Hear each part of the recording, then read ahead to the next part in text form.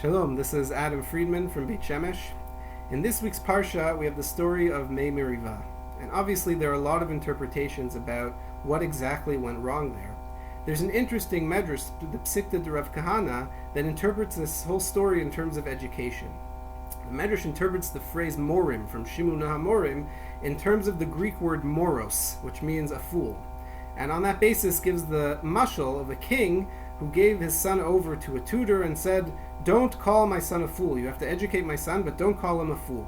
And one day the teacher got upset, frustrated, and told the son that he was a fool. And the father said, "I told you not to call my son a fool. And now that you did, a wise person like you doesn't walk with a fool. So if you think my son is a fool, you can't continue to teach him." The Nimshal is Moshe and Aaron.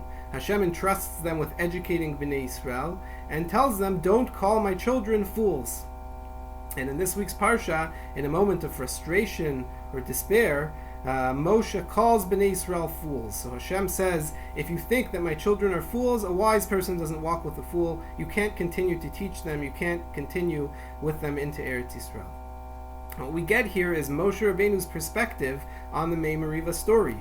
And it's something that is deja vu. We've seen it before. The water runs out. There's no water for the Jews to drink. They start to fight. They claim that they've been brought out of Mitzrayim to die in the desert. They wish that they had just died earlier somewhere else in some other context. And Moshe Rabbeinu recalls the story from Parshat B'Shalach, which we're also meant to recall with this kind of description, and says, "Oy vavoy, these people have not moved forward even an inch. I've been educating them for 40 years. Ma'amad Har Sinai, miracles in the Midbar, the Man, everything which was designed to inculcate this understanding of Hashem, Amunah, Bitachon, and it hasn't worked. And they're still exactly in the same place where they were before. And in this moment of despair or frustration, Moshe calls Bnei Israel fools. Fools, and I haven't been able to educate you, haven't learned anything." And the result is that Hashem says in that case, you can't take them into Eretz Yisrael. But in fact, if we pay close attention, we see that Bnei Israel actually had changed.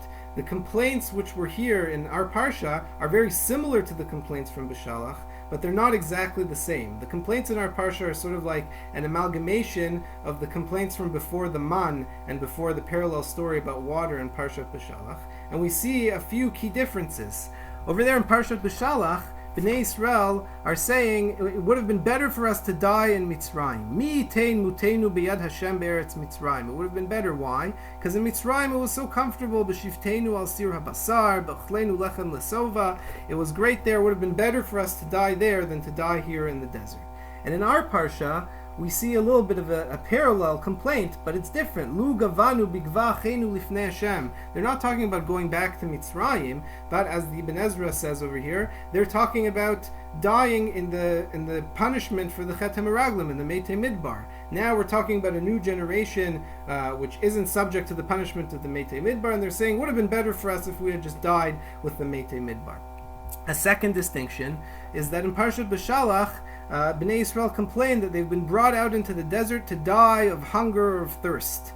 La'amit et kol hakala zaberav, before the man, and before the water, la'amit otiv et banai v'et mikni b'tzama.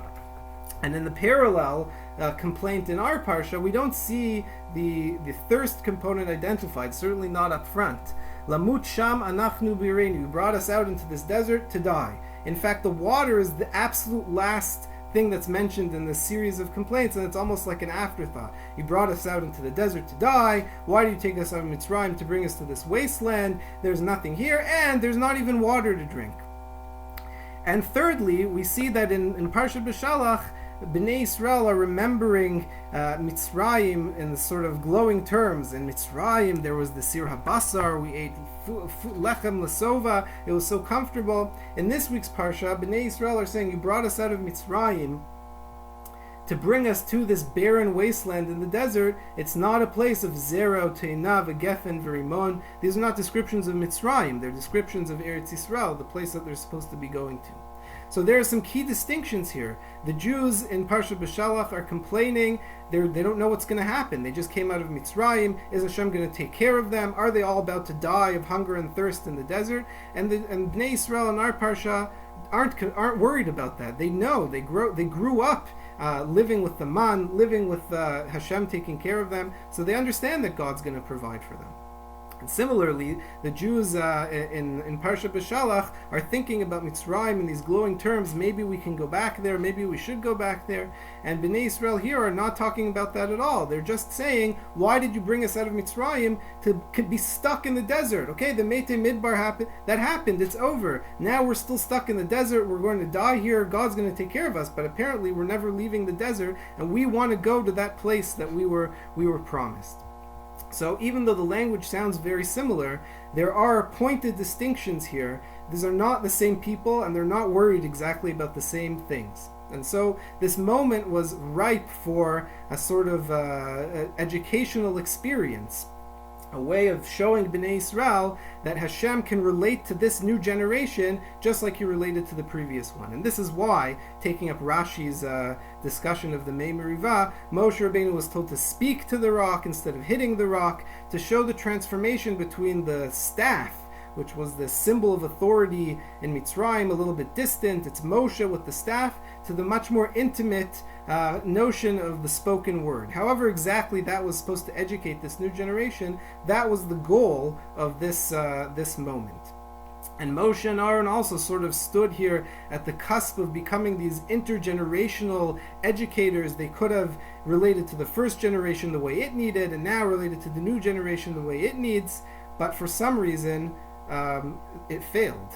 They didn't understand, or they didn't see the distinctions that were happening between these two different dorot, and as a result, Moshe treats the new generation exactly the same way as the old generation, and he responds with this frustration that nothing has been learned in the entire time in the Midbar.